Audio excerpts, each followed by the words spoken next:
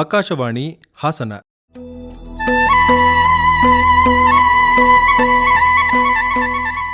ಸಕಲೇಶಪುರ ತಾಲೂಕು ಹೆತ್ತೂರಿನಲ್ಲಿ ಆಯೋಜನೆ ಮಾಡಲಾಗಿದ್ದ Hettur western ghat farmers producer company ಲಿಮಿಟೆಡ್ನ ಉದ್ಘಾಟನಾ ಸಮಾರಂಭದ ಆಯ್ದ ಮೊದಲ ಭಾಗ. ಪ್ರಸ್ತುತಿ ಅರಕಲಗೂಡು ವಿ ಮಧುಸೂದನ್. ಈ ಕಾರ್ಯಕ್ರಮದ ಪ್ರಾಯೋಜಕರು ಮಹೇಶ್ ಜಿಡಿ, ಅರ್ತ್ ಮೂವರ್ಸ್, ಹೆತ್ತೂರು.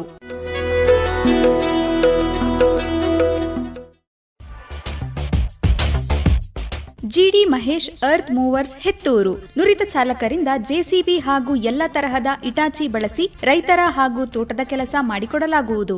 ಹೆಚ್ಚಿನ ಮಾಹಿತಿಗಾಗಿ ಸಂಪರ್ಕಿಸಿ 9449203052. ಇಂದಿನ ಮೊದಲ ಸಂಚಿಕೆಯಲ್ಲಿ ಉದ್ಘಾಟನಾ ಸಮಾರಂಭವನ್ನು ಉದ್ದೇಶಿಸಿ ಪ್ರಾಸ್ತಾವಿಕವಾಗಿ ಮಾತನಾಡಿದ್ದ Hettur western ghats farmers producer company ಲಿಮಿಟೆಡ್ನ ಆಡಳಿತ ಮಂಡಳಿಯ ನಿರ್ದೇಶಕರಾದ ಹೆತ್ತೂರಿನ ಎಚ್.ಇ. ನಾಗಭೂಷಣ್ ಹಾಗೂ ಭಾರತೀಯ ಕಾಫಿ ಮಂಡಳಿಯ ಕೃಷಿ ಉತ್ಪಾದನಾ ಸಂಸ್ಥೆಗಳ ಸಲಹೆಗಾರರಾದ ಹಾಗೂ ಭಾರತೀಯ ಕಾಫಿ ಮಂಡಳಿಯ ಕೃಷಿ ಉತ್ಪಾದನಾ ಸಂಸ್ಥೆಗಳ ಸಲಹೆಗಾರರಾದ ಡಾ. ನವೀನ್ ಅವರ ಮಾತುಗಳನ್ನು ಆಲಿಸೋಣ.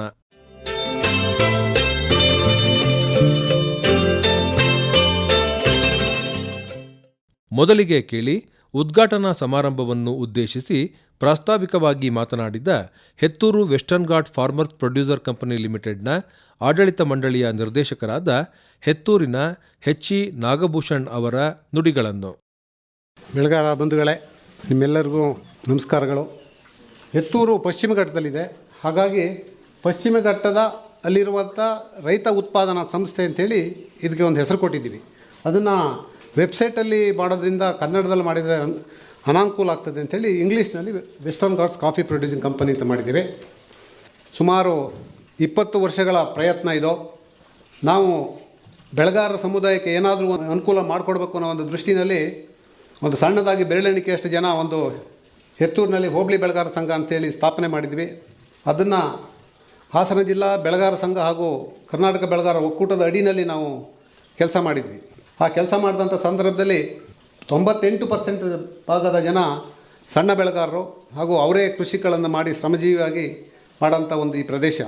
ಹಾಗಾಗಿ ಇಲ್ಲಿ ಏನು ಸಮಸ್ಯೆಗಳಿದೆ ಅದನ್ನು ನಾವು ಜಿಲ್ಲಾ ಮತ್ತು ರಾಜ್ಯ ಸಂಘಗಳಿಗೆ ಹೇಳಿ ನಮ್ಮ ಕೈಲಾದಷ್ಟನ್ನು ನಾವು ಮಾಡಿದ್ದೀವಿ. ಉದಾಹರಣೆಗೆ ಏಲಕ್ಕಿ ಬೆಳೆಗಾರರದ ಸಮಸ್ಯೆಗಳನ್ನು KGF ಜೊತೆ ಹೋಗಿ ಅಲ್ಲಿನ IAS ಆಫೀಸರ್ ಇಲ್ಲಿಗೆ ಕರೆಸಿ ನಮ್ಮ ಸಮಸ್ಯೆಗಳನ್ನು ಹೇಳಿ ನಮಗೆ ಯಾವ ಥರ ಅನುಕೂಲ ಆಗಬೇಕು ಅದನ್ನು ಸಾಲ ಮನ್ನೂ ಕೂಡ ಮಾಡಿಸ್ಕೊಟ್ಟಿದ್ವಿ. ಹಾಗೆ ಆನೆ ವಿಚಾರ ಇರ್ಬೋದು. ಅದು ಎಷ್ಟು ದಿನ ಅಂಥೇಳಿ ನಾವು ಸಂಘಟನೆಯಲ್ಲಿ ಈ ಥರ ಹೋರಾಟ ಮಾಡಿಕೊಂಡು ಜನ ಸೇರಿಸ್ಕೊಂಡು ಹೋಗೋದು, ಇದಕ್ಕೇನಾದ್ರು ಒಂದು ಪರಿಹಾರ ಮಾಡಬೇಕು ಅಂಥೇಳಿ ಯೋಚನೆ ಮಾಡ್ತಾಯಿದ್ವಿ. ಹಾಗಾಗಿ ನಮ್ಮ ಮತ್ತು ಕಾಫಿ ಮಂಡಳಿ ಅಧ್ಯಕ್ಷ ದಿನೇಶ್ ಅವರು 20 ವರ್ಷದ ನಿಕಟ ಸಂಬಂಧ ಇದೆ. ಅವರು ಕೃಷಿ ಜೊತೆಗೆ ಒಂದು ಕೃಷಿಕ ಪತ್ರಿಕೆ ಸಂಪಾದಕರಾಗಿ ಇಡೀ ಹಾಸನ ಜಿಲ್ಲೆಯ ಎಲ್ಲ ಭಾಗದ ಸಮಸ್ಯೆಗಳು ಜೊತೆಗೆ ಪರಿಹಾರಗಳನ್ನು ಕೂಡ ಪತ್ರಿಕೆ ರೂಪದಲ್ಲಿ ತರ್ತಾಯಿದ್ರು. ಅಂಥ ಒಂದು ಸಂದರ್ಭದಲ್ಲಿ 11/11/11 ಇದು ಹೆತ್ತೂರಿಗೆ ಅದು ಒಂದು ವಿಶೇಷ ದಿನ. ಏಕೆಂದರೆ 3 ಜಿಲ್ಲೆಯ ಎಲ್ಲ ಬೆಳೆಗಾರರನ್ನ ಹೆತ್ತೂರಿಗೆ ಸೇರಿಸಿ ಹೆತ್ತೂರಿನಲ್ಲಿ ಒಂದು ಅಜೆಂಡಾ ಇಟ್ಟರು. ಅವರು ಒಬ್ಬ ಲೀಡರ್ ಮತ್ತು ಅದು ಫಾಲೋವರ್ ಎರಡೂ ಬೇಕು. ಎಲ್ಲರೂ ಲೀಡರ್ ಆದರೆ ಊರಲ್ಲಿ ಕೆಲಸ ಮಾಡೋಕ್ಕಾಗಲ್ಲ. ಹಾಗಾಗಿ ಲೀಡರ್ ಜೊತೆಗೆ ಫಾಲೋವರ್ಸು ಬೇಕು. ಅವರೊಂದು ಅಜೆಂಡಾ ಇಟ್ಟರು, ಸರಳೀಕರಣ, ಯಾಂತ್ರೀಕರಣ ಮತ್ತು ಜಾಗತೀಕರಣ. ನಮ್ಮೂರಿನಲ್ಲಿ ಉದ್ಘಾಟನೆ ಮಾಡಿ ಸಾವಿರಾರು ಜನ ಸೇರಿಸಿ ಒಂದು ಬೃಹತ್ತಾದ ಒಂದು ಕಾರ್ಯಕ್ರಮನ ಮಾಡಿದರು. ನಮಗೆ ಇನ್ನೂ ಸಂಪರ್ಕ ಜಾಸ್ತಿ ಆಯಿತು, ದಿನೇಶ್ ಅಣ್ಣನಿಗೂ ನಮಗೂ. ಕೃಷಿನಲ್ಲಿ ಸರಳೀಕರಣ ಯಾವ ಥರ ಮಾಡ್ಬೋದು ಅಂತೇಳಿ ಈಗಾಗಲೇ ನಾವು ಫಾಲೋ ಮಾಡಿದ್ದೀವಿ. ದಿನೇಶ್ ಅಣ್ಣವರೇ, ಕಾರ್ಮಿಕರ ಅವಲಂಬನೆ ಕಡಿಮೆ ಮಾಡೋಕ್ಕೋಸ್ಕರ ಯಾಂತ್ರೀಕರಣಕ್ಕೆ ಹೋಗಿದ್ದೀವಿ. ಜಾಗತಿಕ ಮಟ್ಟದಲ್ಲಿ ನಮ್ಮ ಕಾಫಿ ವ್ಯಾಪಾರ ಆಗ್ತಿರೋದು. ನಾವು ಇಲ್ಲಿ ಕಾಫಿ ಕುಡಿಯೋರು ಕಷ್ಟದಲ್ಲಿ ಬೆಳೆದ್ರು ಕೂಡ ಇದು ರಿಚ್ ಕಾಫಿ ಇದು. ಹಾಗಾಗಿ ಅವ್ರು ಬೆಲೆ ಕೊಡ್ತಾ ಇದ್ದಾರೆ. ನಾವು ಹೇಗೆ ಬೇಕೋ ಹಾಗೆ ಕೊಟ್ಟರೆ ಯಾರೂ ಹಣ ಕೊಟ್ಟವರು ಕುಡಿಯೋದಿಲ್ಲ. ಹಾಗಾಗಿ ಅದಕ್ಕೊಂದು ವ್ಯವಸ್ಥಿತವಾಗಿ ಒಂದು ಕ್ಲೀನ್ ಕಾಫಿ ಕೊಡಬೇಕು, ಯಾವ ಥರ ಒಂದು ವ್ಯವಸ್ಥಿತವಾಗಿ ಮಾಡಬೇಕು ಅನ್ನೋದನ್ನು ಕೂಡ ನಾವು ದಿನೇಶ್ ಅಣ್ಣನ ಜೊತೆ ಮಾತಾಡಿದ್ವಿ. ಆಗ ಅವರು ಕೂಡ ನಮ್ಮ ಚಿಂತನೆಯಲ್ಲೇ ಇದ್ದರು. ನಾನು ಹೇಳಿದೆ ದಿನೇಶ್ ಅಣ್ಣವ್ರಿಗೆ, ಅಧ್ಯಕ್ಷ ಈಗ ಆಗಿದೆ, ನಮ್ಮಲ್ಲಿ 99% ಸಣ್ಣ ಬೆಳೆಗಾರರಿದ್ದೀವಿ. ನಮಗೆ ಅಕಾಲಿಕವಾಗಿ ಮಳೆ ಬರ್ತದೆ. ಈ ಮಳೆ ಬಂದ ಸಂದರ್ಭದಲ್ಲಿ ಕಾಫಿ ಕಣದಲ್ಲಿರ್ತದೆ. ನಾವೇ ಕಾಫಿ ಕುಯ್ಯೋದು, ನಾವೇ ಒಣಗಿಸೋರು ಅಂತೇಳಿ ಆಗಿದೆ ಈಗ. ಹಾಗಾಗಿ ಕಾಫಿ ಕ್ವಾಲಿಟಿ ಕಡಿಮೆ ಆಗ್ತದೆ. ಏನಾದರೂ ಇದಕ್ಕೊಂದು ಪರಿಹಾರ ಮಾಡಬೇಕಲ್ಲ ಅಂತ ನಾನು ಕೇಳಿದೆ. ಆಗ ಅವ್ರಿಗೆ ನನಗೊಂದು ಫೋನ್ ಮಾಡಿ ಹೇಳಿದರು, ನೀವು ಯಾವಾಗಲೂ ಹೇಳ್ತಿದ್ರ ನಾಗಭೂಷಣ್, ನಿಮ್ಗೆ ಏನಾದರೂ ಒಂದು FAO ಮಾಡ್ತಾಯಿದ್ದೀವಿ, ನಿಮ್ಮಲ್ಲಿ ತುಂಬ ಪೊಟೆನ್ಷಿಯಲ್ ಇದೆ, ಕೆಲಸನ ಯಶಸ್ವಿ ಮಾಡ್ಬೋದು ಅಂತೇಳಿ ನಾವೊಂದು FEO ಮಾಡೋಣ. FEO ಯಾವ ಥರ ಮಾಡಬೇಕು ಏನು ಅಂತ ಗೊತ್ತಿರಲಿಲ್ಲ. ಅದಕ್ಕೆಲ್ಲ ಮೂಲ ಕಾರಣ ದಿನೇಶ್ ಅಣ್ಣರವರು. ಆಗ ಅವ್ರು ಹೇಳಿದರು, ನೀವು FEO ಮಾಡೋದಾದ್ರೆ ನನ್ನಿಂದ ಏನು ನಿಮಗೆ ಸಹಾಯ ಬೇಕು ನಾನು ಬೆಂಬಲವಾಗಿ ನಿಂತ್ಕೊತೀನಿ, ನಿಮಗೆ ಯಾರನ್ನ ಭೇಟಿ ಮಾಡಬೇಕು ನಾನು ಸಹಕಾರ ಕೊಡ್ತೀನಿ ಅಂತೇಳಿ ಅವತ್ತು 23ನೇ ಇಸ್ವಿನಲ್ಲಿ ಆದಂಥ ಒಂದು ಕಾರ್ಯಕ್ರಮ. ಅವತ್ತು ಜಾಗಟ ಶಿವಕುಮಾರ್ ಕೂಡ ಇದ್ದರು. ಅವ್ರು ಹೇಳಿದರು, ನೀವು FEO ಮಾಡಿದ್ರೆ ನಾನು ಕೂಡ ನಿಮ್ಮ FEOಗಳಿಗೆ ನಾನು ಸಹಾಯ ಮಾಡ್ತೀನಿ, ನೀವೆಲ್ಲರೂ ಸೇರಿ ಒಗ್ಗಟ್ಟಾಗಿ ಒಂದು ಸಂಸ್ಥೆ ಕಟ್ಟಿ ಅಂತ ಹೇಳಿದರು. ಅದಾದ ನಂತರ 4 ವರ್ಷ ಆಯಿತು. ಒಂದು 5-6 ಮೀಟಿಂಗ್ ಕರೆದ್ವಿ, ಬನ್ನಿ FEO ಮಾಡೋಣ, ಏನಾದರೂ ಒಂದು ಸಂಸ್ಥೆ ಕಟ್ಟಿ ನಮ್ಮ ಕಂಪ್ನಿ ನಾವೇ ತಯಾರಿಸ್ತಂತ. ಯಾಕೆಂದರೆ ನಮಗೆ ಸಪ್ಲೈ ಮಾಡೋಕ್ಕೇನು ಪ್ರಾಬ್ಲಮ್ ಇಲ್ಲ, ನಾವೆಲ್ಲರೂ ಕಾಫಿ ಬೆಳೆಗಾರರು, ಉತ್ಪಾದನೆ ಇಲ್ಲೇ ಇದೆ. ಮಾರ್ಕೆಟಿಂಗ್ ಹುಡುಕ್ಬೇಕು ಅಂದರೆ ಇವರೆಲ್ಲ ನಮಗಿದ್ದಾರೆ, ಸಾಥ್ ಕೊಡ್ತಾ ಇದ್ದಾರೆ. ಹಾಗಾಗಿ ಏನಾದರೂ ಮಾಡೋಣ ಅಂಥೇಳಿ ಅದು 4 ವರ್ಷ ಆಯಿತು. ಒಂದು 10 ಮೀಟಿಂಗ್ ಕರೆದ್ರು ಕೂಡ ಅದು ಯಶಸ್ವಿ ಆಗಲಿಲ್ಲ. ನಮಗೆ ಸಿಕ್ಕಿದಾಗೆಲ್ಲ ಅಧ್ಯಕ್ಷ ಹೇಳ್ತಾಯಿದ್ರು, ಏನಾಯಿತು ನಿಮ್ಮದು FEO ಎಲ್ಲ ಕಡೆ ಮಾಡ್ತಾಯಿದ್ದಾರೆ, ಬೇರೆ ಬೇರೆ ರಾಜ್ಯದಲ್ಲಿ ಶೆಡ್ಯೂಲ್ಡ್ ಟ್ರೈಬ್ಸ್ 3,000-4,000 ಕೋಟಿ ವ್ಯವಹಾರ ಮಾಡ್ತಿದ್ರೆ, ನೀವೆಲ್ಲ ಇಷ್ಟೆಲ್ಲ ಚಿಂತನೆ ಇಟ್ಕೊಂಡು ವಿದ್ಯಾವಂತರಿದ್ದೀರಿ, ನೀವು ಯಾಕೆ ಮಾಡೋಕ್ಕಾಗಲ್ಲ ಅಂತ ಹೇಳಿದಾಗ ಸುಮಾರು 21 ವರ್ಷದಿಂದ ನಮ್ಮದು ಏನು ಕಾಫಿ ಬೆಳೆಗಾರರ ಒಕ್ಕೂಟದ ಏನು ಹೆತ್ತೂರು ಹೋಬಳಿ ಬೆಳೆಗಾರ ಸಂಘದಲ್ಲಿ ಇದ್ದೀವಿ, ದೇವ್ರದಿಂದ ಇವತ್ತು ಕೂಡ ಒಬ್ಬರು ಸಮಾನ ನಮಸ್ಕಾರಾಗಿ ಇವತ್ತು ಕೂಡ ಚೆನ್ನಾಗಿದ್ದೀವಿ. ತುಂಬ ಜನನ ಡೈರೆಕ್ಟರ್ಗಳನ್ನು ಕರೆದ್ವಿ, ಬೋರ್ಡಿಗೆ ಹಾಕೋದ್ರೆ ಬೇಡ, ನಮ್ಮ ಸಮಸ್ಯೆ ನಮ್ಮೆಲ್ಲರ ಸಮಸ್ಯೆ ಅಂತೇಳಿ ಬರೋಣ ಅಂತ ಹೇಳಿದಾಗ ಯಾರೂ ಬರಲಿಲ್ಲ. ನಮ್ಮ ಕೊನೆಗೆ ಉಳಿದರೋ ಒಂದು 15 ಜನ ಮಾತ್ರ. ಹಾಗಾಗಿ ಅಧ್ಯಕ್ಷ ಥರ ಹೇಳ್ತಾ ಇದ್ದಾರೆ, ಏನಾದರೂ ಮಾಡಿ ಒಂದು ಪ್ರಮೋಟರ್ಸ್ ಅಂತೇಳಿ ಮಾಡಿ ನಾವು 12 ಜನನ FEOಗೆ ರಿಜಿಸ್ಟ್ರೇಷನ್ ಮಾಡಿದ್ವಿ, ಸಂಘ ಸ್ಥಾಪನೆ ಮಾಡಿದ್ವಿ. ಯಾವ ಥರ ಟೈಟ್ಲ್ ಕೊಡಬೇಕು ಅಂತಲೂ ಕೂಡ ಯೋಚನೆ ಮಾಡಿದ್ವಿ. ಏನು ಪಶ್ಚಿಮ ಘಟ್ಟದಲ್ಲಿ ಇರೋದ್ರಿಂದ ಸ್ವಲ್ಪ ಹೈಲೈಟ್ಸ್ ಆಗ್ತದೆ. ಮಲೆನಾಡಲ್ಲಿ ಇರೋದ್ರಿಂದ ನಾವು ಇದನ್ನು ಯಾವತ್ತೂ ನೆಗೆಟಿವ್ ಆಗಿ ತಿಳ್ಕೊಬಾರ್ದು. ಅತಿ ಹೆಚ್ಚು ಮಳೆ ಬೀಳುತ್ತೆ ಅಂದರೆ ಅದು ಕೂಡ ಒಂದು ಪಾಸಿಟಿವ್ ಆಗಿ ತಿಳ್ಕೊಬೇಕು. ಆಮೇಲೆ ಮರದಡಿನಲ್ಲಿ ನಾವು ನೆರಳು ಬೆಳೀತಾ ಇದ್ದೀವಿ, ಆರ್ಗ್ಯಾನಿಕ್ ಆಗಿ ರೋಬಸ್ಟ ಕಾಫಿ ಬೆಳೀತಾ ಇದ್ದೀವಿ. ಇವೆಲ್ಲದೂ ಕೂಡ ನಾವು ಏನಾದರೂ ನಮ್ಮ ಕಂಪ್ನಿ ಮೂಲಕ ಪ್ರಚಾರ ಪಡಿಸಿದರೆ ನಮ್ಮ ಕಾಫಿಗೆ ಒಳ್ಳೆ ಪ್ರೀಮಿಯಂ ರೇಟ್ ಸಿಗುತ್ತೆ ಅನ್ನೋ ಉದ್ದೇಶದಿಂದ ನಾವು ಇದನ್ನೆಲ್ಲ FEO ಮಾಡಿದ್ವಿ. ಅದು ಸ್ವಲ್ಪ ಜನಕ್ಕೆ ಮಾತ್ರ ನಮಗೆ ವಿಚಾರ ಗೊತ್ತಾಯಿತು. 100 ಜನ ಮಾಡಿ ಸಾಕು, ಇದು ಹಳ್ಳಿಗಾಡು ಪ್ರದೇಶದಲ್ಲಿ ಇರೋದ್ರಿಂದ ಶೇರ್ ಹೋಲ್ಡರ್ಸ್ ಬರೋದು ಕಷ್ಟ, ಹಾಗಾಗಿ ನೀವು 100 ಜನ ಮಾಡಿ ಸದ್ಯಕ್ಕೆ, ಆಮೇಲೆ ಬೇಕಾದ್ರೂ ಮಾಡ್ಕೊಳ್ಳಿರೋ ಅಂತೇಳಿ ನಮಗೆ ದಿನೇಶ್ ಅಣ್ಣನವರು ಮಾರ್ಗದರ್ಶನ ಕೊಟ್ಟರು. ಈಗಾಗಲೇ 150 ಜನ ಆಗಿದ್ದಾರೆ. ಪಾಪ ತುಂಬ ಜನಗಳಿಗೆ FEO ಅಂದರೆ ಏನೂ ಗೊತ್ತಿಲ್ಲ, FEO ಯಾಕೆ ಮಾಡಬೇಕು ಅಂತೇಳಿ. ನಿಮ್ಮೆಲ್ಲರಿಗೂ ಕೂಡ ಮನದಟ್ಟು ಮಾಡೋಕ್ಕೋಸ್ಕರ ಇವತ್ತು ಗಣ್ಯರು ಬಂದಿದ್ದಾರೆ. ನಿಮ್ಮ ಸಮಸ್ಯೆಗಳು ಏನಾದ್ರು ಇದ್ದರೆ ಪರಿಹಾರ ಮಾಡ್ಕೊಳ್ಳೋಕ್ಕೆ ಇವರಿಂದನೇ ಆಗುತ್ತೆ ಬಿಟ್ಟರೆ, ಯಾಕೆ ಅಂತ ಹೇಳಿದರೆ ಬೆಳೆಗಾರ ಸಂಘ ನಾವು ಬರೀ ಒಂದು ಯಾವುದೋ ಒಂದು ಸಣ್ಣ ಮಳಿಗೆಯಲ್ಲಿ ಮಾಡ್ತಾಯಿದ್ವಿ 20 ವರ್ಷದ ಹಿಂದೆ. ಇವತ್ತು 2 ಅಂತಸ್ತಿನ ಬಿಲ್ಡಿಂಗ್ನ ನಾವು ಇವತ್ತು ಮಾಡಿದ್ದೀವಿ. ಇವತ್ತು ಹೆತ್ತೂರಿನಲ್ಲಿ ಎಲ್ಲೂ ಇಲ್ಲ. ಅದಕ್ಕೆ ಮೊದಲನೇ ಅಂತಸ್ತು ಇಡೀ ಹೆತ್ತೂರು ಹೋಬಳಿ ಆದ್ಯಂತ ಸುತ್ತಿ ಒಂದು ಕಟ್ಟಡ ಮಾಡಿದ್ವಿ. ನಮ್ಮ ಕಾರ್ಯಚಟುವಟಿಕೆಗಳನ್ನು ನೋಡಿ ಬಾಚಳ್ಳಿ ಪ್ರತಾಪ್ರವರು ಬಂದು, ಈ ಮೇಲಂತಸ್ತನ್ನ ನಿಮ್ಮ ಸಭಾಂಗಣನ ನಾನೇ ಕಟ್ಟಿಸ್ಕೊಡ್ತೀನಿ, ಇಷ್ಟೆಲ್ಲ ಒಳ್ಳೆ ಕೆಲಸ ಮಾಡ್ತೀನಿ ಅಂತೇಳಿ ಅವ್ರು ನಮಗೆ ಒಂದು ಕಟ್ಟಡನೂ ಕೂಡ ನಿರ್ಮಾಣ ಮಾಡಿಕೊಟ್ರು. ಹಾಗಾಗಿ ಅವರಿಲ್ಲ ಆದರೂ ಕೂಡ ಅವ್ರಿಗೆ ಒಂದು ಧನ್ಯವಾದಗಳನ್ನು ಹೇಳ್ತಾ, FEO ಅಂದರೆ ಏನು, ಹೇಗೆ ಮಾಡಬೇಕು, ಇದರಿಂದ ಏನು ಲಾಭ ಅನ್ನೋದನ್ನು ನಮ್ಮ ಗಣ್ಯರು ಹೇಳ್ತಾರೆ. ಶೇರ್ ಹೋಲ್ಡರ್ಸ್ಗೆ ಮತ್ತು ಶೇರ್ ತಗೊಳ್ಳೋಂಥವ್ರು ತಿಳ್ಕೊಳ್ಳೋಕ್ಕೋಸ್ಕರ ನಾವು ಇಷ್ಟೇ ಜನ ಕರೆದಿದ್ದು. ಜಾಸ್ತಿ ಜನ ಕರೆಯೋದಾದ್ರೆ ನಾವೊಂದು 500 ಜನ ಸೇರಿಸ್ಬೋದಾಗಿತ್ತು. ಸುಮ್ಮನೆ 500 ಜನ ಸೇರಿಸಿ ಕ್ವಾಂಟಿಟಿ ಮಾಡಿದ ಪ್ರಯೋಜನ ಆಗಲ್ಲ, ಕ್ವಾಲಿಟಿ ಬೇಕು ಅಂತೇಳಿ ನಾವು ಮಾಡಿದ್ದೀವಿ. ಹಾಗಾಗಿ ಎಲ್ಲ ನೀವು ಬೆಳೆಗಾರರು ನಿಮ್ಮ ಡೌಟ್ಸ್ ಇದೆ ಅದನ್ನು ಕೇಳ್ಕೊಳ್ಳಿ. ಹತ್ತೂರಿಗೆ ಹೆತ್ತೂರು ಸಮಾನ ಅಂತ ಹೇಳ್ತೀವಿ ನಾವು. ನೀವು ಎಲ್ಲ ಸೇರಿ ಒಂದು ಕಂಪನಿ ಕಟ್ಟೋಣ, ಅದಕ್ಕೆ ಮಾರ್ಗದರ್ಶಕ ಹಾಗೂ ಬೆಂಬಲಿಗರಾಗಿ ನಮ್ಮೆಲ್ಲ ಗಣ್ಯರು ಇರ್ತಾರೆ ಅಂತ ಹೇಳ್ತಾ ನಾನು ಮಾತನ್ನು ಮುಗಿಸ್ತೀನಿ. ನಮಸ್ಕಾರ. ಇದುವರೆಗೆ Hettur western ghat farmers producer company ಲಿಮಿಟೆಡ್ನ ಉದ್ಘಾಟನಾ ಸಮಾರಂಭದಲ್ಲಿ ಪ್ರಾಸ್ತಾವಿಕವಾಗಿ ಮಾತನಾಡಿದ ಆಡಳಿತ ಮಂಡಳಿಯ ನಿರ್ದೇಶಕರಾದ HE ನಾಗಭೂಷಣ್ ಅವರ ಮಾತುಗಳನ್ನು ಆಲಿಸಿದಿರಿ. ಇನ್ನು ಮುಂದೆ ಆಲಿಸಿಕೊಳ್ಳಿ ಭಾರತೀಯ ಕಾಫಿ ಮಂಡಳಿಯ ಕೃಷಿ ಉತ್ಪಾದನಾ ಸಂಸ್ಥೆಗಳ ಸಲಹೆಗಾರರಾದ ಡಾ ನವೀನ್ ಅವರ ಮಾತುಗಳನ್ನು.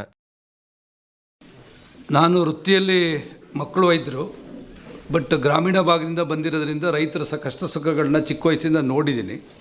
ಅದಕ್ಕೆ ಒಂದು ವೃತ್ತಿ ಜೊತೆಗೆ ಒಂದು ಪ್ರವೃತ್ತಿ ಇರಬೇಕು ಅನ್ನೋ ದೃಷ್ಟಿಯಿಂದ ಈ ಒಂದು ಕೆಲಸವನ್ನು ನಮ್ಮ ಕಾಫಿ ಮಂಡಳಿ ಅಧ್ಯಕ್ಷರು ಕೊಟ್ಟಿದ್ದಾರೆ. ಅದು ಎಷ್ಟು ದಿವಸ ಕಂಟಿನ್ಯೂ ಮಾಡ್ತಾರೆ ಗೊತ್ತಿಲ್ಲ. ನನ್ನ ಮೂಲಭೂತವಾದಂಥ ಪ್ರಶ್ನೆ ಏನಂತಂದರೆ, ಸ್ವತಂತ್ರ ಸಿಕ್ತು 1947ರಲ್ಲಿ ಎಲ್ಲರಿಗೂ. ರೈತರಿಗೆ ಸಿಕ್ಕಿದೆಯಾ ಸ್ವತಂತ್ರ? ಯಾಕೆ ಸಿಕ್ಕಿಲ್ಲ? ರೈತರನ್ನ ಬುದ್ಧಿಜೀವಿಗಳು, ಸಮಾಜದಲ್ಲಿರ್ತಕ್ಕಂಥ ಗಣ್ಯ ವ್ಯಕ್ತಿಗಳು ಅಥವಾ ಕಾರ್ಯಾಂಗ, ಶಾಸಕಾಂಗ ಅಥವಾ ಯಾವುದೇ ಇರ್ಬೋದು, ನಿಮ್ಮನ್ನ ಮಾನಸಿಕವಾಗಿ ಕಟ್ಟಿಟ್ಬಿಟ್ಟವ್ರೆ. ಏನಂತ?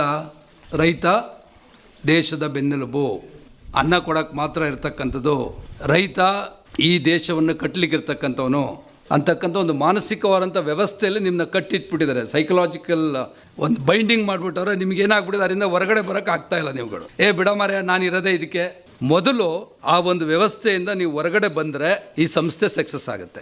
ಮಂಗಳೂರವ್ರು ಯಾಕೆ ಬುದ್ಧಿವಂತರು ಇರ್ತಾರೆ ಅಂತಂದ್ರೆ ಅಯೋಡಿನ್ ಕಂಟೆಂಟ್ ಜಾಸ್ತಿ ಇರುತ್ತೆ, ಬೆಟ್ಟಗುಡ್ಡಗಳು ಉಪ್ಪಿನಂಶ ಕಡಿಮೆ ಇರುತ್ತೆ, ಕಂಫರ್ಟ್ ಝೋನ್ಗೆ ಹೋಗ್ತಕ್ಕಂಥ ವಾತಾವರಣ ಭಗವಂತ ನಿಮಗೆ ಕಲ್ಪಿಸ್ಬಿಟ್ಟಿದ್ರೆ ನೀವು ಚಿಂತೆ ಮಾಡೋದು ಬಿಟ್ಬಿಟ್ಟಿದ್ದೀರಿ. ದಯವಿಟ್ಟು ಆ ಒಂದು ಮನಸ್ಥಿತಿಯಿಂದ ಹೊರಗಡೆ ಬರ್ತಕ್ಕಂಥ ಕೆಲಸವನ್ನು ಮಾಡಬೇಕು ಅಂತ ನಾನು ಈ ಮೂಲಕ ನಿಮಗೆ ಮನವಿ ಮಾಡ್ಕೊಳ್ತಾ ಇದ್ದೀನಿ. ಯಾಕಂದರೆ ಇಡೀ ಒಂದು ಸಂಸ್ಥೆಯ ಏಳ್ಗೆ ಇರ್ತಕ್ಕಂಥದ್ದು ನಿಮ್ಮ ಮನಸ್ಥಿತಿ ಮೇಲೆ. ಪ್ರಪಂಚದಲ್ಲಿ ಯಾರು ಸಕ್ಸಸ್ಫುಲ್ ವ್ಯಕ್ತಿಗಳಿದ್ದಾರೆ ಅವರ ಜೀವನವನ್ನು ನೀವು ಅಧ್ಯಯನ ಮಾಡಿದಾಗ ಅವರು ಮೊದಲು ಮಾನಸಿಕ ವ್ಯವಸ್ಥೆಯನ್ನು ಸರಿ ಮಾಡ್ಕೊಳ್ತಾರೆ. ಅಂದರೆ ಮೈಂಡ್ ಸೆಟ್ ಅಂತ ಏನು ಹೇಳ್ತೀವಿ ಅದನ್ನು ಸರಿ ಮಾಡ್ಕೊಳ್ತಾರೆ. ಆಮೇಲೆ ದುಡ್ಡು, ಆಮೇಲೆ ಸಾಮಾಜಿಕ ಸಪೋರ್ಟು, ಆಮೇಲೆ ಕೌಟುಂಬಿಕ ಸಪೋರ್ಟು. ವ್ಯಕ್ತಿನೇ ಬದಲಾಗಲಿಲ್ಲ ಅಂದರೆ ವ್ಯಕ್ತಿತ್ವ ರೂಪುಗೊಳ್ಳುತ್ತಾ? ವ್ಯಕ್ತಿತ್ವ ರೂಪುಗೊಳ್ದವ್ರು ಸಮಾಜ ಬದಲಾಗುತ್ತಾ? ಇವು ಮೂರು ಬದಲಾಗೋದು ದೇಶ ಬದಲಾಗುತ್ತಾ? ಅದಕ್ಕೋಸ್ಕರ ನೀವು ಮಾಡ್ಕೋಬೇಕಾಗಿರೋದು ನಿಮ್ಮ ಮನಸ್ಥಿತಿ ಮತ್ತು ಇಚ್ಛಾಶಕ್ತಿ. ಅಂಗಡಿಲಿ ಕೂತ್ಕೊಳ್ಳೋದು ಮಾತಾಡೋದು ಭಾಳ ಸುಲಭ. ಅದೆಲ್ಲಿ ಮಾಡ್ತಾರೆ ಬಿಡ ಮಾರೆ, ನಾವು ನೋಡಿಲ್ವೇ ಇಂಥದ್ದು ಅಂತ. ಅದರಿಂದ ಹೊರಗಡೆ ಬನ್ನಿ. ಮೋಟಿವೇಟ್ ಮಾಡೋಕ್ಕೆ ಬಂದೆ, ಪಾಪ ಅವರೆಲ್ಲ ಸಹಕಾರ ಕೊಟ್ಟರು. ಅವಾಗೊಂದು ಮಾತು ಹೇಳಿದ್ದೆ ನಾನು, ಒಂದು ಅವಮಾನ, ಒಂದು ಅನುಮಾನ, ಇವೆರಡೂ ಮೀರಿದರೆ ಸನ್ಮಾನ. ಇವು ಮೂರನ್ನ ನೀವು ಯಾವಾಗ ಮೀರ್ತೀರಿ, ಯಾರಿಗೆ ಆ ಇಚ್ಛಾಶಕ್ತಿ ಮತ್ತು ಮನಸ್ಥಿತಿ ಮತ್ತು ಮೈಂಡ್ ಸೆಟ್ ಇರ್ತದೆ, ನಿಮಗೆ ಸನ್ಮಾನ ಮಾಡ್ತಕ್ಕಂಥ ಎಲ್ಲ ಅವಕಾಶಗಳಿರ್ತದೆ. ಯಾರು ಇದ್ರ ಸದಸ್ಯರಿದ್ದೀರಿ ಮತ್ತು ಡೈರೆಕ್ಟರ್ಸ್ ಇದ್ದೀರಿ ಮತ್ತು ಪ್ರಮೋಟರ್ಸ್ ಇದ್ದೀರಿ, ಅದು ಅಧ್ಯಕ್ಷರಿದ್ದೀರಿ, ನೀವು ಬದಲಾಗಬೇಕು, ಅವರು ಬದಲಾಗಬೇಕು ಅಂತಕ್ಕಂಥದ್ದನ್ನು ಮನಸ್ಸಲ್ಲಿ ಇಟ್ಕೋಬೇಕು. ನಮ್ಮ ದೇಶದಲ್ಲಿ ಕರೋನಾ ಬಂದಾಗ ನೀವೆಲ್ಲ ಗಮನಿಸಬೇಕು. ನಾನು ಆ್ಯಸ್ ಎ ಡಾಕ್ಟ್ರಾಗಿ ನಾನು ಹಾಸ್ಪಿಟ್ಲ್ ನಡೆಸ್ತಿದ್ದೆ, ನನಗೇನೋ ಇನ್ಕಮ್ ಇತ್ತು. ರೈತರಿಗೆ ಯಾವ ಇನ್ಕಮ್ ಇತ್ತು? ಸುಮ್ಮನೆ ಕೂರಲಿಲ್ಲ ಅವರು. 18-19ರಲ್ಲಿ ಇಡೀ ಜಗತ್ತು ಮಲಗಿತ್ತು, ಭಾರತ ದೇಶ ಮಲಗಿತ್ತು, ರೈತ ಒಬ್ಬ ದುಡಿತಾ ಇದ್ದ. ಅವನೇನಾರು ಅವತ್ತು ದುಡಿಲಿಲ್ಲ ಅಂತಂದರೆ ಭಾರತ ದೇಶದಲ್ಲಿ ಫುಡ್ ಸ್ಕ್ಯಾರ್ಸಿಟಿ ಆಗ್ತಾಯಿತ್ತು. ಪ್ರಾಬ್ಲಮ್ಮು ಒಂದು ಮನಸ್ಥಿತಿ. ಎರಡನೇದು, ರೈತ ತನಗಿರ್ತಕ್ಕಂಥ ಶಕ್ತಿ ಅರ್ಥನೇ ಮಾಡ್ಕೊಳ್ತಿಲ್ಲ. ಅವನು ರೈತನಿಗೆ ಅಗಾಧವಾದ ಶಕ್ತಿ ಇದೆ. ಬೀಜದ ವ್ಯಾಲ್ಯೂ ನಮಗೆ ಗೊತ್ತಿರೋಲ್ಲ. ಅದು ಬೆಳೆದು ದೊಡ್ಡದು ಮರ ಆಗಿ ಎಷ್ಟೋ ಜನಕ್ಕೆ ಊಟ ಕೊಟ್ಟಾಗ ಅದ್ರ ವ್ಯಾಲ್ಯೂ ಗೊತ್ತಾಗಿರುತ್ತೆ. ರೈತನಿಗೆ ಅದೇ ರೀತಿ ತನ್ನ ಶಕ್ತಿಯನ್ನು ಮೊದಲು ತಿಳ್ಕೊಳ್ತಕ್ಕಂಥ ಕೆಲಸ ಅವನು ಅರ್ಥ ಮಾಡಿಕೊಂಡ್ರೆ, ನೆಗೆಟಿವ್ ಥಿಂಕಿಂಗಿಂದ ಹೊರಗಡೆ ಬಂದರೆ, ಇನ್ನೊಬ್ಬರ ಮೇಲೆ ಬೆಡ್ ತೋರಿಸೋದನ್ನ ಕಡಿಮೆ ಮಾಡಿದ್ರೆ 100% ನೀವು ಸಕ್ಸಸ್ ಆಗ್ತಕ್ಕಂಥ ಎಲ್ಲ ಸಾಧ್ಯತೆಗಳಿರ್ತದೆ. ಸಂಸ್ಥೆ ಯಾರು ಬೇಕಾದ್ರೂ ಕಟ್ತಾರ್ರಿ, ನಡೆಸೋದು ಮುಖ್ಯ, ಸಪೋರ್ಟ್ ಕೊಡೋದು ಮುಖ್ಯ, ದೊಡ್ಡಂತಕ್ಕೆ ತಗೊಂಡು ಹೋಗೋದು ಮುಖ್ಯ. ಇದಕ್ಕೆಲ್ಲ ಬೇಕಾಗಿರ್ತಕ್ಕಂಥ ನಿಮ್ಮ ಸಹಕಾರ. ಇನ್ನೊಂದು ಮಾತು ಹೇಳಬೇಕು ಅಂತಂದರೆ, ಈ ದೇಶದಲ್ಲಿರ್ತಕ್ಕಂಥ 85% ರೈತರು ಸಣ್ಣ ಹಿಡುವಳಿದಾರರು. 100 ಜನ ಜನಸಂಖ್ಯೆ ಇದೆ ಈ ದೇಶದಲ್ಲಿ ಅಂತಂದರೆ 60 ಜನ ರೈತರಿದ್ದಾರೆ. ಅದರಲ್ಲಿ 84 ಜನ ಮಹಿಳಾ ರೈತರಿದ್ದಾರೆ. ಲೆಕ್ಕ ಹಾಕ್ಕೊಳ್ಳಿ ನೀವು. ಈ ಲೇಡೀಸ್ ಭಾಳ ಕಡಿಮೆ ಇದ್ದಾರೆ. ನಾನು ಅದೇ ಕೇಳಬೇಕು ಅಂದ್ಕೊಂಡಿದ್ದೆ ನಿಮಗೆ. ಎಲ್ಲ ಕಡೆ 33% ಚರ್ಚೆ ನಡೆಯುವಾಗ ಲೇಡೀಸ್ನ ನೀವು ಆ್ಯಕ್ಚುಲಿ ತಗೋಬೇಕಿತ್ತು ನೀವು ಸದಸ್ಯರಾಗಿ. ನಾನು ಹಳ್ಳಿಲಿ ನೋಡಿದ್ದೀನಿ, ಎಷ್ಟೋ ಗ್ರಾಮೀಣ ಭಾಗದಲ್ಲಿ ಗಂಡಸರು ಅಲ್ಲಿ ಇಲ್ಲಿ ತಿರುಗಾಡ್ಕೊಂಡಿರ್ತಾರೆ, ತೋಟ ನೋಡ್ಕೋತಾರೆ, ನೆಂಟರು ಸುಧಾರಿಸ್ತಾರೆ, ಅಡುಗೆ ಮಾಡ್ತಾರೆ, ಮಕ್ಕಳಿಗೆ ಊಟ ಹಾಕ್ತಾರೆ, ಮಕ್ಕಳನ್ನ ಬೆಳೆಸ್ತಾರೆ, ಸಂಸ್ಕಾರ ಕೊಡ್ತಾರೆ, ನೆಂಟರಿಷ್ಟು ನೋಡ್ತಾರೆ, ಮದುವೆ ಮುಂಜಿಗೆ ಹೋಯ್ತಾರೆ, ಗದ್ದೆಗೆ ಹೋಯ್ತಾರೆ, ತೋಟಕ್ಕೆ ಹೋಯ್ತಾರೆ. ನಾವು ಮಾಡ್ತೀವ? ಅದಕ್ಕೋಸ್ಕರ ಮಹಿಳೆಯರಿಗೆ ದಯವಿಟ್ಟು ನಿಮ್ಮ ಸಂಸ್ಥೆಯಲ್ಲಿ ಇಂಪಾರ್ಟೆನ್ಸ್ ಕೊಡಿ. ಅವ್ರು ಏನು ಮಾಡ್ತಾರೆ ಅಂತಂದರೆ, ನಮಗಿಂತ ಚೆನ್ನಾಗಿ ಸಂಸ್ಥೆ ನಡೀತಕ್ಕಂಥ ಎಲ್ಲ ಸಾಧ್ಯತೆಗಳಿರುತ್ತೆ. ಈ ದೇಶದಲ್ಲಿ 47ನೇ ಇಸ್ವಿಯಲ್ಲಿ ಸಾಕಷ್ಟು ಸಮಸ್ಯೆಗಳಿದೆಯಾ. 69ರಲ್ಲಿ ಗ್ರೀನ್ ರೆವಲ್ಯೂಷನ್ ಆಯಿತು. ಅವತ್ತಿನ ಕಾಲಘಟ್ಟದಲ್ಲಿ ನೀವು ನಂಬಲ್ಲ, 37 ಕೋಟಿ ಜನಸಂಖ್ಯೆ, 500 ಕೋಟಿ ಬಜೆಟ್. ಇವತ್ತು 53 ಲಕ್ಷ ಕೋಟಿ ಬಜೆಟ್ ಇದೆ. ದೇಶ ಬೆಳೆದಿದೆ, ಆರ್ಥಿಕತೆಯನ್ನು ನಾವು ಸಾಧಿಸಿದ್ದೀವಿ. 400 ಲಕ್ಷ ಕೋಟಿ GDP ಇದೆ. ಆಹಾರ ಸಂತೃಪ್ತಿ ಬಂದಿದೆ, ನಮಗೆ ಸ್ವಾವಲಂಬನೆ ಆಗಿದೆ. ಏನೇನು ಹಾಳು ಮಾಡ್ಕೊಂಡಿದ್ದೀವಿ ಅನ್ನೋದನ್ನು ನಾವು ಚಿಂತನೆ ಮಾಡಬೇಕಾಗ್ತದೆ. ಇವತ್ತು ನೀರು ಹಾಳಾಗಿದೆ, ಮಣ್ಣು ಹಾಳಾಗಿದೆ, ನೀರಾವರಿ ವ್ಯವಸ್ಥೆ ಸರಿ ಇಲ್ಲ, ಗ್ರೌಂಡ್ ವಾಟರ್ ಕಡಿಮೆ ಆಗಿದೆ. ಇಡೀ ಪ್ರಪಂಚದಲ್ಲಿರ್ತಕ್ಕಂಥ 25% ನೀರನ್ನು ಭಾರತ ದೇಶ ಉಪಯೋಗಿಸ್ತಿದೆ. ನಮ್ಗೆ ಗೊತ್ತಿಲ್ಲ, ಡ್ರಿಪ್ ಇರಿಗೇಷನ್ ಗೊತ್ತಿಲ್ಲ, ಸಿಪ್ ಇರಿಗೇಷನ್ ಗೊತ್ತಿಲ್ಲ. We are only worried about flood irrigation. ಅದರಿಂದ ಏನು ಅನಾಹುತ ಆಗ್ತಾಯಿದೆ ಅಂತ ಗೊತ್ತು. ನಾನು ಯಾಕೆ ಈ ವಿಷಯ ಪ್ರಸ್ತಾಪ ಮಾಡ್ತಾ ಇದ್ದೀನಿ ಅಂತಂದರೆ, ರೈತ ಉತ್ಪಾದಕರ ಸಂಸ್ಥೆಗಳನ್ನು ಮಾಡುವಾಗ ನಮ್ಮ ಭಾರತ ದೇಶ ರೈತರಿಗೆ ಮೂಲಭೂತವಾದ ಕೊರತೆ ಏನು ಅನುಭವಿಸ್ತಾ ಇದ್ದಾರೆ ಅಂತಂದರೆ, ವೃತ್ತಿಪರತೆ ಅನ್ನೋದು ಇಲ್ಲಕ್ಕೆ ಇಲ್ಲ ಅವರಿಗೆ. ಹೆಂಗೆ ಬೆಳಿಬೇಕು, ಹೆಂಗೆ ಕುಯ್ಲು ಮಾಡಬೇಕು, ಹೆಂಗೆ ಒಣಗಿಸ್ಬೇಕು, ಹೆಂಗೆ ಪ್ಯಾಕ್ ಮಾಡಬೇಕು, ಹೆಂಗೆ ಬ್ರ್ಯಾಂಡ್ ಮಾಡಬೇಕು, ಹೆಂಗೆ ಮಾರುಕಟ್ಟೆ ಮಾಡಬೇಕು ಅಂತಕ್ಕ ನಮಗೆ ಯಾರಿಗಾರು ಗೊತ್ತಾ ಅಂತಕ್ಕಂಥದ್ದನ್ನು ನನ್ನ ಸೇರಿಸ್ಕೊಂಡು ನಾವು ಪ್ರಶ್ನೆ ಮಾಡಬೇಕಾಗಿದೆ. ಈ ಟೈಮಲ್ಲಿ ವೃತ್ತಿಪರತೆಯನ್ನು ಮೊದಲು ಬೇಕಾಗಿರ್ತಕ್ಕಂಥದ್ದು ಮೈಂಡ್ ಸೆಟ್ಟು, ಸೆಕೆಂಡ್ ಬೇಕಾಗಿರ್ತಕ್ಕಂಥ ಇಚ್ಛಾಶಕ್ತಿ, ಮೂರನೇದು ಬೇಕಾಗಿರ್ತಕ್ಕಂಥದ್ದು ವೃತ್ತಿಪರತೆ. ಯಾಕಂದರೆ ರೈತ ಉತ್ಪಾದಕರ ಸಂಸ್ಥೆ ನಡೆಸಬೇಕಾದ್ರೆ ಇವೆಲ್ಲ ಬೇಕಾಗಿದೆ. ಇವತ್ತು ನಮ್ಮ ದೇಶದಲ್ಲಿ 197 ಮಿಲಿಯನ್ ಹೆಕ್ಟೇರಷ್ಟು ಬೆಳೆ ನಾವು ಮಾಡಿದರೆ 15 ಮಿಲಿಯನ್ ಹೆಕ್ಟೇರಷ್ಟು ಮಾತ್ರ ನಾವು ಇನ್ಶೂರೆನ್ಸ್ ಮಾಡಿಸ್ತಾ ಇದ್ದೀವಿ. ಕ್ರೆಡಿಟ್ಗಳ ಬಗ್ಗೆ ನಮ್ಗೆ ಐಡಿಯಾ ಇಲ್ಲ, ಇನ್ಶೂರೆನ್ಸ್ ಬಗ್ಗೆ ಐಡಿಯಾ ಇಲ್ಲ. ಕೋಆಪರೇಟಿವ್ ಬ್ಯಾಂಕ್ಗಳಲ್ಲಿ ಕ್ರಾಪ್ ಲೋನ್ ಕೊಡೋದು ಬಿಟ್ಟರೆ ಬಾಕಿ ಚಿಂತನೆ ಮಾಡ್ತಿಲ್ಲ. ಕಳೆದ 3 ವರ್ಷಗಳಿಂದ ಮಲ್ಟಿ ಸರ್ವಿಸ್ ಕೋಆಪರೇಟಿವ್ ಸೆಂಟರ್ ಮಾಡಬೇಕು ಅಂತಕ್ಕಂಥ ಸರ್ಕಾರ ಒಂದು ಕಾನೂನು ತಂತು. ನೀವು ಸಾಲ ಕೊಡೋದ್ರ ಜೊತೆಗೆ ರೈತರಿಗೆ ಎಲ್ಲ ಸವಲತ್ತುಗಳನ್ನ ಒದಗಿಸ್ಕೊಡ್ಬೇಕು ಅಂತಕ್ಕಂಥ ವ್ಯವಸ್ಥೆ ಅಂತೂ ಆ ನಿಟ್ಟಿನಲ್ಲಿ ಚಿಂತನೆ ಮಾಡ್ತಕ್ಕಂಥ ಕೆಲಸವನ್ನು ಮಾಡಬೇಕು. ಮುಖ್ಯವಾಗಿ ಮೆಕನೈಸೇಷನ್ ಇಲ್ಲ. ಮಾತೆತ್ತರಿ ಕಾರ್ಮಿಕರ ಬಗ್ಗೆ ಮಾತಾಡ್ತೀವಿ. ನಮ್ಮಲ್ಲಿ ಮೆಕನೈಸೇಷನ್ ಬಗ್ಗೆ ನಾವು ಚಿಂತನೆ ಮಾಡೋದಿಲ್ಲ, ಮಾರ್ಕೆಟ್ ಲಿಂಕ್ ಬಗ್ಗೆ ಚಿಂತೆ ಮಾಡಲ್ಲ, ವಿಜ್ಞಾನ ತಂತ್ರಜ್ಞಾನದ ಬಗ್ಗೆ ಚಿಂತೆ ಮಾಡಲ್ಲ, ಸ್ಟೋರೇಜ್ ಫೆಸಿಲಿಟಿ ಬಗ್ಗೆ ಚಿಂತೆ ಮಾಡಲ್ಲ, ಮಾಹಿತಿ ಬಗ್ಗೆ ಚಿಂತೆ ಮಾಡೋದಿಲ್ಲ, ಮೌಲ್ಯವರ್ಧನೆ ಬಗ್ಗೆ ಚಿಂತೆ ಮಾಡಲ್ಲ, ಎಕ್ಸ್ಪೋರ್ಟ್ ಬಗ್ಗೆ ಚಿಂತೆ ಮಾಡಲ್ಲ, ಬ್ರ್ಯಾಂಡಿಂಗ್ ಬಗ್ಗೆ ಚಿಂತೆ ಮಾಡಲ್ಲ. ಇವೆಲ್ಲ ಸಮಸ್ಯೆಗಳಿಗೆ ನಮ್ಮ ಪ್ರಾಥಮಿಕ ಸಂಸ್ಕರಣೆ ಇರ್ಬೋದು, ಸೆಕೆಂಡ್ರಿ ಸಂಸ್ಕರಣೆ, ಕಾಫಿ ಕುಯ್ಯೋದು, ಒಣಗಿಸೋದು, ಮಾಯಿಶ್ಚರ್ ಎಷ್ಟು ಬೇಕು ಅಂತ ಗೊತ್ತಿಲ್ಲ, ಎಷ್ಟು ತುಂಬಬೇಕು ಅಂತ ಗೊತ್ತಿಲ್ಲ, ಒಟ್ಟರಸೆ ತುಂಬಿಸೋದು. ಯಾಕಂದರೆ ಫೈನಾನ್ಷಿಯಲ್ ಡಿಸ್ಟ್ರೆಸ್ ಇರುತ್ತೆ. ತಪ್ಪು ರೈತರದಲ್ಲ, ತಪ್ಪು ಅವರಿಗೆ ಮಾರ್ಗದರ್ಶನ ಮಾಡಬೇಕಾಗಿರ್ತಕ್ಕಂಥದ್ದು ತಪ್ಪಿದೆ. ಅದಕ್ಕೋಸ್ಕರ ನಾನು ಯಾಕೆ ಈ ಸಮಸ್ಯೆಗಳನ್ನ ನಿಮಗೆ ಹೇಳ್ತಾ ಇದ್ದೀನಿ ಅಂತಂದರೆ, ರೈತ ಉತ್ಪಾದಕರ ಸಂಸ್ಥೆಗಳಲ್ಲಿ ನೀವು ಒಟ್ಟಾಗಿ ಸೇರಿದರೆ ಇದಕ್ಕೆಲ್ಲ ಪರಿಹಾರ ಸಿಗ್ತಕ್ಕಂಥ ಸಾಧ್ಯತೆಗಳಿರುತ್ತೆ. ನೀವು ಒಟ್ಟಿಗೆ ಕೆಲಸ ಮಾಡಬೇಕು. ಅದಕ್ಕೋಸ್ಕರ ಈ ಕಾನ್ಸೆಪ್ಟ್ನ ಯಾಕೆ ತಂದಿದ್ದಾರೆ ಅಂತಂದರೆ, ರೈತರಿಗೋಸ್ಕರ 1956 ಕಂಪನಿ ಆ್ಯಕ್ಟ್ನ 9 ಶೆಡ್ಯೂಲ್ನ ಆ್ಯಡ್ ಮಾಡಿ ಈ ಒಂದು ಕಂಪನಿ ಆ್ಯಕ್ಟ್ನ ರೈತರು ಮಾಡ್ಬೋದು ಅಂತಕ್ಕಂಥ ವ್ಯವಸ್ಥೆ ತಂದಿದ್ದಾರೆ. ಸಹಕಾರ ತತ್ವದಿಂದ ಸಹಕಾರ ತೆಗೆದುಕೊಂಡು, ಕಾರ್ಪೊರೇಟಿಂದ ವ್ಯಾಪಾರ ತೆಗೆದುಕೊಂಡು, ಇವೆರಡು ವಿಚಾರಧಾರೆಯನ್ನು ಇಟ್ಕೊಂಡು ರೈತ ಉತ್ಪಾದಕರ ಸಂಸ್ಥೆಗಳನ್ನ ಕಟ್ಟಿದ್ದಾರೆ. ಯಾಕೆ ಇಲ್ಲಿ ಗಂಟ ರೈತ ಸಮಸ್ಯೆ ಆಗ್ತಿದ್ದಾರೆ ಅಂತಂದರೆ, ಮಿಡ್ಲ್ ಮ್ಯಾನ್ದೇ ಮೇಯ್ನ್ ಪ್ರಾಬ್ಲಮ್. ನೀವೆಲ್ಲ 10 HP ಪಂಪ್ ಸೆಟ್ ಬಳಸ್ತೀರಿ. ಹೆತ್ತೂರು, ಸಕಲೇಶ್ಪುರ, ಹಾಸನ, ಬೆಂಗಳೂರು, ಕೊಯಮತ್ತೂರು ಅಥವಾ ಪೂನಾದಲ್ಲಿ ನೀವು 5,000 ಗ್ಯಾಪ್ ಇಟ್ಕೊಂಡು ಅವನೇನಾದ್ರು ವ್ಯಾಪಾರಿ ಇಟ್ಕೊಂಡ ಅಂತಂದ್ರೂ ನಿಮಗೆ 10,000 ರೂಪಾಯಿಗೆ ಸಿಗಬೇಕಾಗಿರೋ ಮಾಲ್ಗೆ ನೀವು 30,000 ರೂಪಾಯಿ ಕೊಟ್ಟಿರ್ತೀರಿ.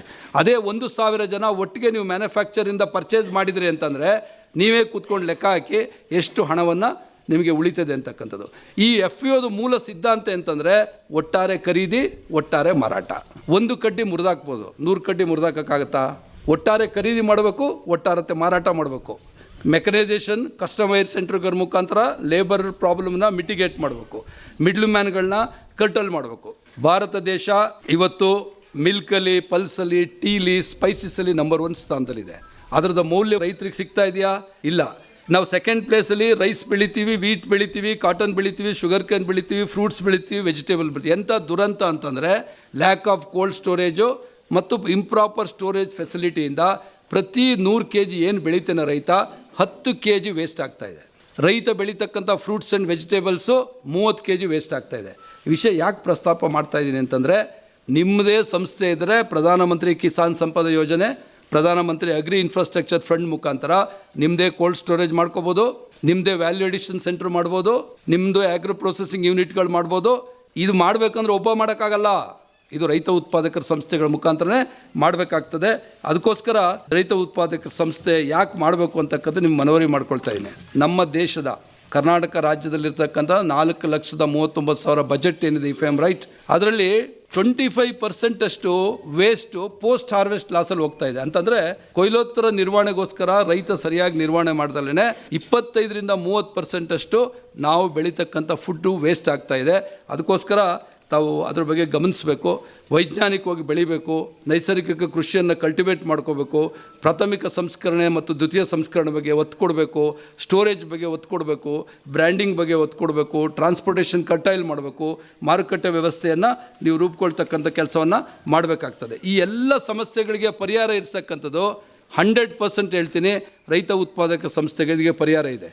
ಅದನ್ನು ಹೇಗೆ ಮಾಡಬೇಕು, ಹೇಗೆ ನಡೆಸಬೇಕು, ಹೇಗೆ ಮುನ್ನೆ ತಗೊಂಡೋಗ್ಬೇಕು, ಹೇಗೆ ಬಿಸ್ನೆಸ್ ಪ್ಲ್ಯಾನಿಂಗ್ ಮಾಡಬೇಕು, ಅದೇ ರೀತಿ ಯಾವ ರೀತಿಯಾಗಿ ಲಾಭ ಆಗುತ್ತೆ ಅಂತಕ್ಕಂಥದ್ದನ್ನ ಮುಂದಿನ ದಿನಗಳಲ್ಲಿ ಕೊಡಗು ಯೂನಿವರ್ಸಿಟಿಲಿ ನಾವು ಟ್ರೈನಿಂಗ್ ಕೊಡ್ತಕ್ಕಂಥ ಕೆಲಸವನ್ನು ಮಾಡೋ ಒಂದು ಉದ್ದೇಶವನ್ನು ಇಟ್ಕೊಂಡಿದ್ದೀವಿ. ಇಲ್ಲಿ ಮೆಂಬರ್ಸ್ಗಳು ಬಂದಿರೋದ್ರಿಂದ 10 ವಿಷಯಗಳ ಬಗ್ಗೆ ನಾನು ನಿಮ್ಗೆ ಗಮನ ಸೆಳೆಯೋಕ್ಕೆ ಇಷ್ಟಪಡ್ತೀನಿ.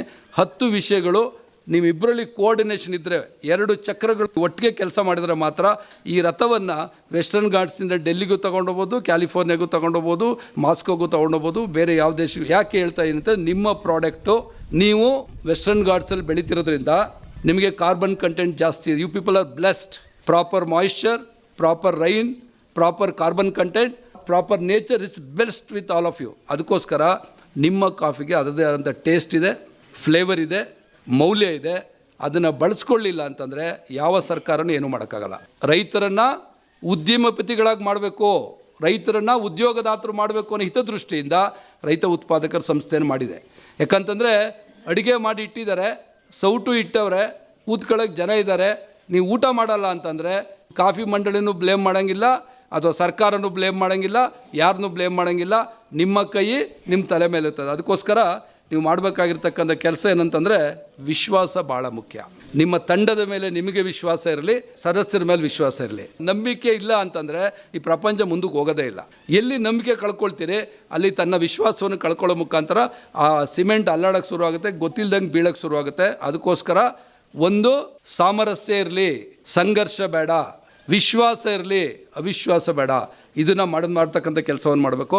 ಎರಡನೇದು ರೋಡ್ ಮ್ಯಾಪ್ ಇರಲಿ. 2026 ಮಾರ್ಚಿಂದ 2027 ಮಾರ್ಚ್ವರೆಗೆ ನನ್ನ ಸಂಸ್ಥೆ ಯಾವ ತಿಂಗಳಲ್ಲಿ ಏನು ಮಾಡಬೇಕು, ಯಾವ ಬಿಸ್ನೆಸ್ ಮಾಡಬೇಕು, ಯಾವ ಇನ್ಪುಟ್ ಪರ್ಚೇಸ್ ಮಾಡಬೇಕು, ಯಾವಾಗ ನಾನು ಮೆಕನೈಸ್ ಮಾಡಬೇಕು, ಯಾವ ರೀತಿಯಾಗಿ ವೈಜ್ಞಾನಿಕವಾಗಿ ಬೆಳೆಯೋ ವಿಷಯನ ನಾವು ಹೇಳ್ಕೊಡ್ಬೇಕು ಅನ್ನೋದ್ರ ಬಗ್ಗೆ ಒಂದು ಪ್ರಾಪರ್ ರೋಡ್ ಮ್ಯಾಪ್ ಇರಲಿ. ಅದಕ್ಕೆ ವಿಷನ್ ಅಂತ ಹೇಳ್ತೀವಿ. ವಿಷನ್ ಮತ್ತು ಕ್ಲಾರಿಟಿ ಸದಸ್ಯರು ಇರಲಿ, ಪ್ರಮೋಟರ್ಸ್ ಇರಲಿ, ಎರಡನೇ ಮುಖ್ಯವಾದ ವಿಷಯ.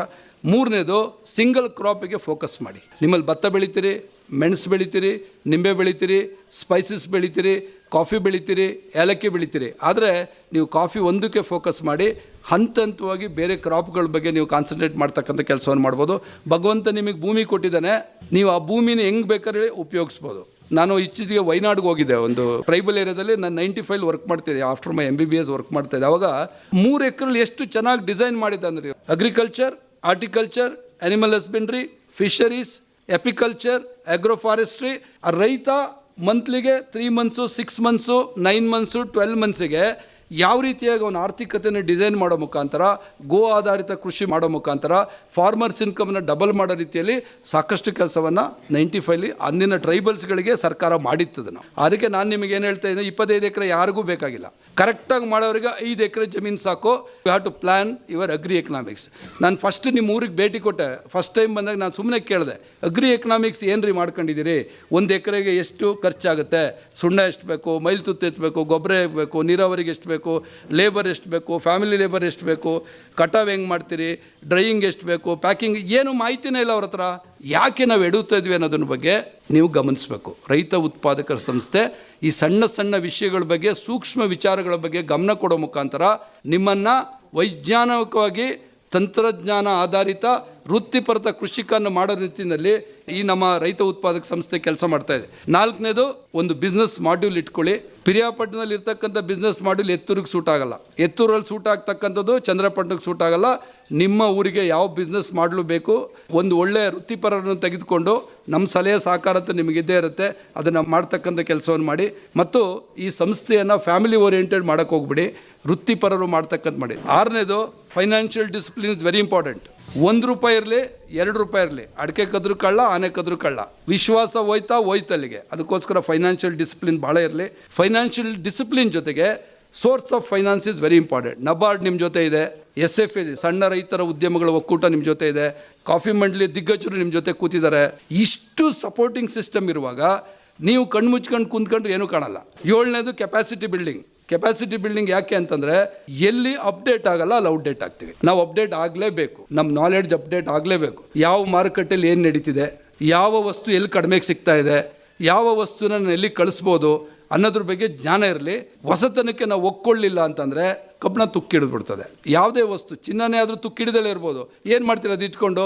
ಅದಕ್ಕೆ ಅಪ್ಡೇಟ್ ಆಗಿ ಇಲ್ಲಾಂದರೆ ಔಟ್ಡೇಟ್ ಆಗ್ತಕ್ಕಂಥ ಕೆಲಸ ಆಗ್ತದೆ. ಇವತ್ತು ಅರಕು ಕಾಫಿ ಅಂತಾರಾಷ್ಟ್ರೀಯ ಮಟ್ಟದಲ್ಲಿ ಫೇಮಸ್ ಆಗಿದೆ. ಹೆಂಗೆ ಹೇಳಿ? It comes and eastern ghats, where west ghats and east ghat joins, that's where areca comes. ನಾವಿರೋದು ವೆಸ್ಟರ್ನ್ ಘಾಟ್ಸ್ ಅಲ್ವೇನ್ರಿ, ತಮಿಳ್ನಾಡಲ್ಲಿ ಬರೋದು ಈಸ್ಟರ್ನ್ ಘಾಟ್ಸು. ಅವೆರಡು ಜಾಯಿನ್ ಆಗೋ ಜಾಗನೇ ಅರಕು, ಅದನ್ನೇ ಬ್ರ್ಯಾಂಡ್ ಮಾಡಿದ್ದಾರೆ ಅವರು. ಅದೇ ರೀತಿಯಾಗಿ ಹತ್ತೂರಿಗೆ ಮುಖ್ಯ ಆಗೋದ್ರ ಜೊತೆಗೆ ಹತ್ತೂರವ್ರನ್ನ ಸೇರಿಸ್ಕೊಳ್ಳೋ ಮುಖಾಂತರ ಎತ್ತೂರು ಕಾಫಿ ಕೊಡೆಯ ನನಗೆ ಅಂತ ಹೈದರಾಬಾದಲ್ಲೂ ಕೇಳಬೇಕು, ಇನ್ನೆಲ್ಲಿ ಮುಂಬೈಲೂ ಕೇಳಬೇಕು, ಕ್ಯಾಲಿಫೋರ್ನಿಯಲ್ಲೂ ಕೇಳೋ, ಆ ಥರ ಬ್ರ್ಯಾಂಡ್ ಬಿಡ್ತಕ್ಕಂಥ ಕೆಲಸವನ್ನು ಮಾಡಿ. ರೆಗ್ಯುಲರ್ ಮೀಟಿಂಗ್ ಇಟ್ಕೊಳ್ಳಿ, ಹೊಸತನಕ್ಕೆ ಒಕ್ಕೊಳ್ಳಿ ಮತ್ತು ಅನ್ವೇಷಣೆಗೆ ಮತ್ತು ರಿಸರ್ಚ್ಗೆ ಹೆಚ್ಚು ಗಮನ ಕೊಡ್ತಕ್ಕಂಥ ಕೆಲಸವನ್ನು ಮಾಡಿ. ನಿಮಗೆಲ್ಲ ಮತ್ತೊಮ್ಮೆ ಶುಭಕಾಮನೆಗಳು. ಒಂದು ಸಣ್ಣ ಗ್ರಾಮದಲ್ಲಿ ಒಂದು ಕಂಪನಿ ಹುಟ್ಟು ಮಾಡ್ತಕ್ಕಂಥ ಕೆಲಸವನ್ನು ಮಾಡಿದ್ದಾರೆ. ಯಾಕಂದರೆ ಮುಂಚೆ ಕಂಪ್ನಿ ಅಂದರೆ ಭಯ ಆಗ್ಬಿಡೋದು, ಬಿಡಪ್ಪ ಅವೆಲ್ಲ ದೊಡ್ಡವರಿಗೆ, ನಮಗೆ ಯಾಕೆ, ನಾವಿಲ್ಲೇ ನಮ್ಮ ಕಂಫರ್ಟ್ ಝೋನಲ್ಲಿ ಇದ್ದೀವಿ ಅಂತೇಳಿ. ನಿಮ್ಮನ್ನ ಆ ಲೆವೆಲ್ಲಿಗೆ ಇವತ್ತು ಪ್ರಜಾಪ್ರಭುತ್ವ ತಂದಿದೆ ಅನ್ನೋದ್ರ ಬಗ್ಗೆ ನಾವೆಲ್ಲ ಹೆಮ್ಮೆ ಪಡಬೇಕು.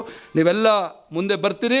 ಇನ್ನು 5 ವರ್ಷ ಬಿಟ್ಟು ನಾವು ಇದನ್ನು ದೊಡ್ಡ ಬಿಲ್ಡಿಂಗ್ ಉದ್ಘಾಟನೆ ಮಾಡೋಕ್ಕೆ ನಮ್ಮನ್ನು ಕರೆಸ್ತೀರಿ ಅಂತ ಆಶಾಭಾವನೆಗೆ ನಾನು ಮಾತು ತಿಳಿಸ್ತೇನೆ. ಧನ್ಯವಾದಗಳು. ಇದುವರೆಗೆ ಭಾರತೀಯ ಕಾಫಿ ಮಂಡಳಿಯ ಕೃಷಿ ಉತ್ಪಾದನಾ ಸಂಸ್ಥೆಗಳ ಸಲಹೆಗಾರರಾದ ಡಾ ನವೀನ್ ಅವರ ಮಾತುಗಳನ್ನು ಆಲಿಸಿದಿರಿ.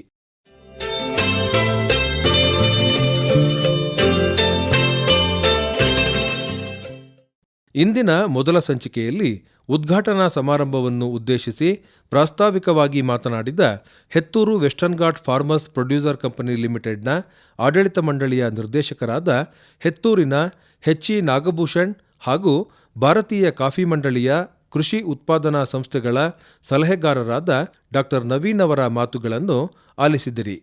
ನಾಳಿನ ಸಂಚಿಕೆಯಲ್ಲಿ ಭಾರತೀಯ ಕಾಫಿ ಮಂಡಳಿಯ ಅಧ್ಯಕ್ಷರಾದ ಎಂ.ಜೆ. ದಿನೇಶ್ ಅವರ ಮಾತುಗಳನ್ನು ಆಲಿಸಬಹುದು.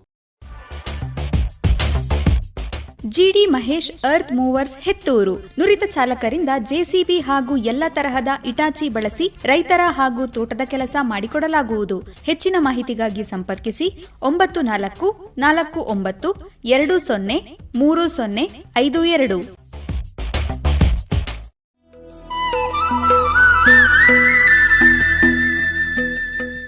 ಇದುವರೆಗೆ ಸಕಲೇಶಪುರ ತಾಲೂಕು ಹೆತ್ತೂರಿನಲ್ಲಿ ಆಯೋಜನೆ ಮಾಡಲಾಗಿದ್ದ Hettur western ghat farmers producer company ಲಿಮಿಟೆಡ್ನ ಉದ್ಘಾಟನಾ ಸಮಾರಂಭದ ಆಯ್ದ ಮೊದಲನೇ ಭಾಗ ಕೇಳಿದಿರಿ.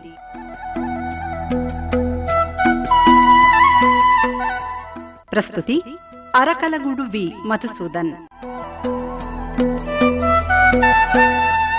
ನೆರವು ಶಮಿತಾ ಜೈನ್. ಈ ಕಾರ್ಯಕ್ರಮದ ಪ್ರಾಯೋಜಕರು ಮಹೇಶ್ ಜಿಡಿ, ಅರ್ತ್ ಮೂವರ್ಸ್, ಹೆತ್ತೂರು.